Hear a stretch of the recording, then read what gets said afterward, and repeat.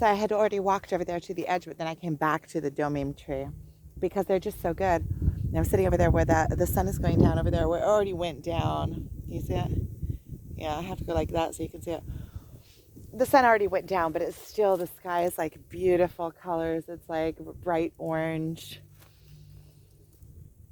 And there's a nice wind over there at the edge. And the dogs are having a blast. So am I.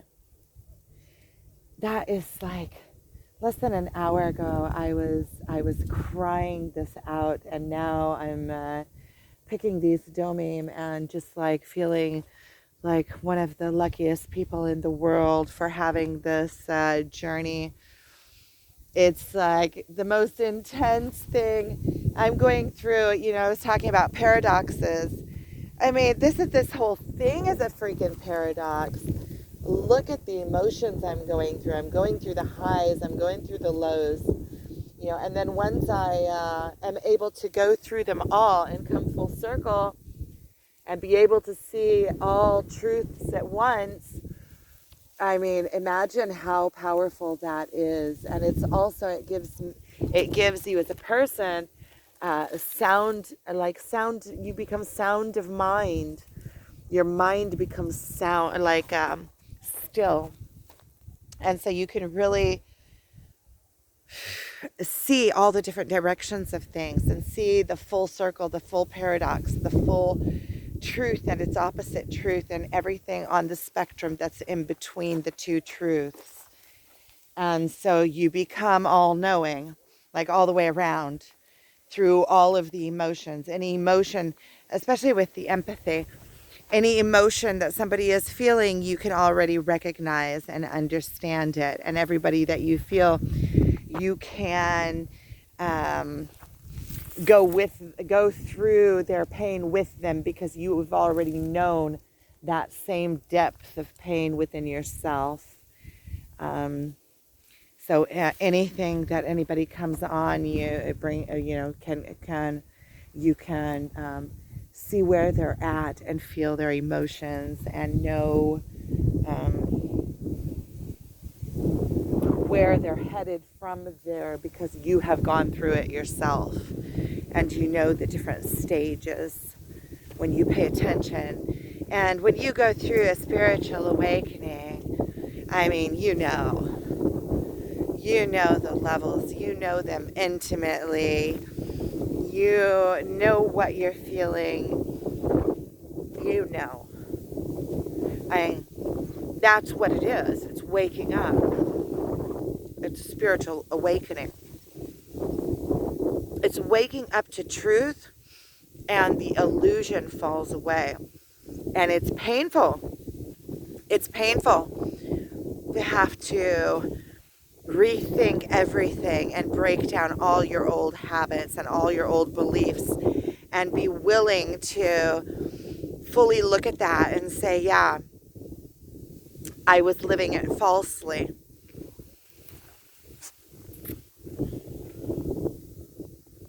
And seeing the people around you that you love, that they can't understand, they can't know, you have nowhere to go but inward.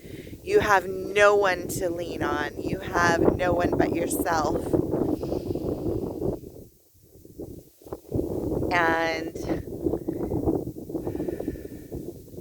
you have to catch yourself. You have to catch yourself. You have to leave any hope of there being a savior for you. When you reach these levels and these heights, you're the savior of yourself. Nobody else can do it for you. Nobody else can go inside of you and heal you. And people can show you mirrors, they can tell you, but you are the one that has to do the work. You're the only one who can do the work. It's inside of you. It's just like when you have pain, it's whose pain is it? It's your pain.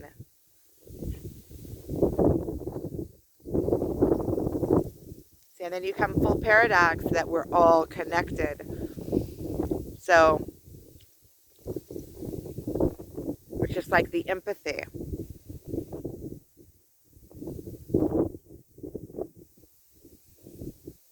That is just so pretty behind me. I want you to be able to see it like I see it. But the sky is too bright like that. I think I need to bring more ground into it, maybe. No, maybe more sky into it. No, I'll turn it around. Just take you over there. Just a minute. These fields, and that's the Sea of Galilee behind me. And I have a pocket full of domain. I have more in my pocket. So, and it's windy here, so I'm just going to go out here for a minute. I'm going to turn around and show you. It's just so pretty. See, that's what it looks like more. I think that the screen is just a little bit lighter than it is. It's so pretty. And all of this. It's just so pretty. See, all of that, the seeds have already gone out. So it looks like hair, like golden hair. And over there's the Sea of Galilee down there. That cliff up there is Arbel. Arbel has a really interesting historical story from around 2,000 years ago. It's worth looking it up and reading it. The moon. So this is all magnificent. And we're part of all of this magnificence.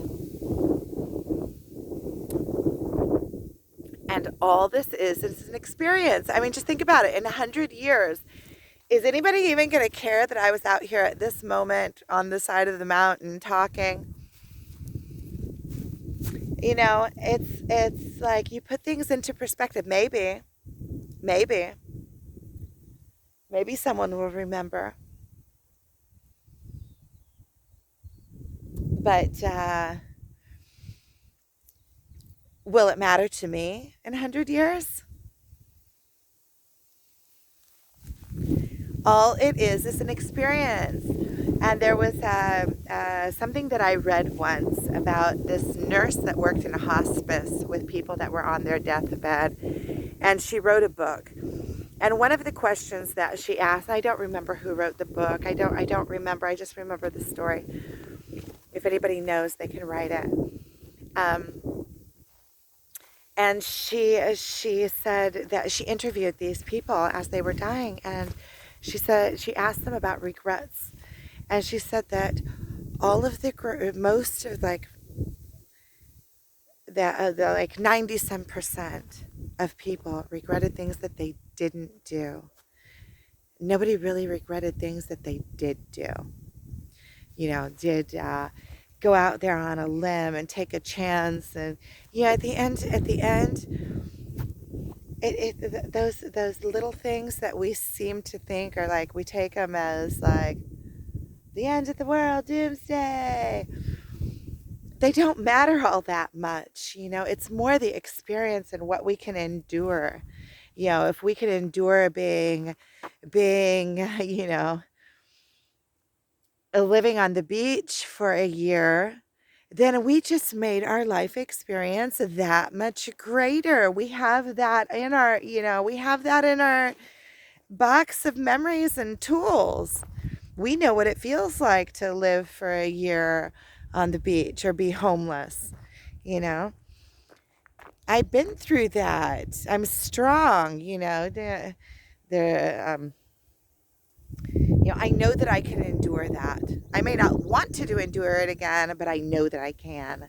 And that gives me strength. I didn't live on a beach for a year. But when I was 13 years old and there was a war going on, and my parents couldn't make a living, we did go and live in a tent for a while, for a few months. And then we went and lived in a family home, which was also the church. And we lived there for a few months before we moved up north. And that was when I was about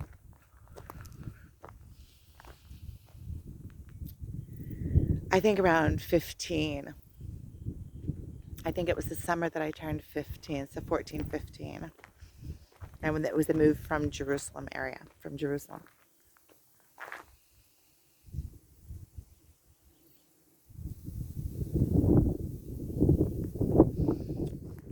We moved around a lot. We moved around a lot. And I liked it. I liked it. I liked it. I was always excited to see where we were going, where, imagining what kind of friends I was going to have, what it was going to be like. And it's so funny how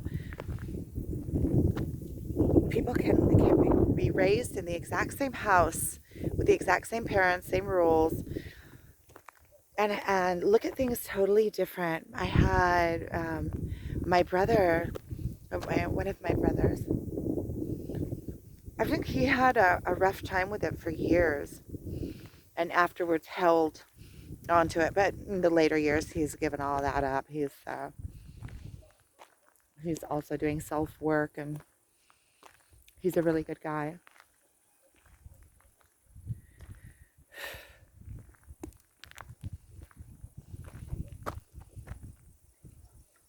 Also, with these videos, I have kind of a paradox.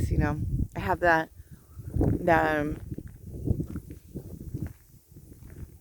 part of me that says,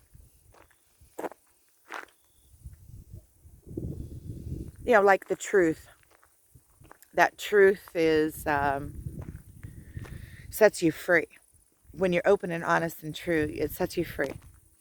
When you tell it like it is. And on the other hand, and it also, can help other people by seeing what I'm going through that are going through the same things. Because right now there are a lot of people that are going through the exact same thing that I'm going through. I know this. I see people all around me waking up, talking about and also twin flames.